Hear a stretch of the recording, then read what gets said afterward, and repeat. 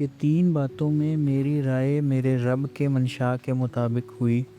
मैंने कहा, या रसूल अल्लाह, अगर हम मकाम इब्राहीम को नमाज़गाह बना लें तो आयत वत्तखिज़ू मिन मकाम इब्राहीम मुसल्ला, यानी मकाम इब्राहीम को नमाज की जगह बनाओ, नाजिल हुई। और पर्दे का हुक्म।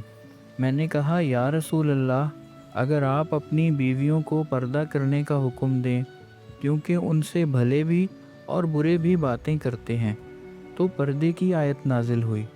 और नबी करीम सल्लल्लाहु अलैहि वसल्लम की बीवियों ने बवजह गैरत आपके मुतालिक एका किया, तो मैंने उन्हें कहा, अगर तुम्हें हज़रत सल्लल्लाहु अलैहि वसल्लम तलाक दे दें तो मुझे उम्मीद है कि उनका रब तुमसे बेहतर बीवियां हज़रत सल्लल्लाहु अलैहि वसल्लम को बदले में दे देगा।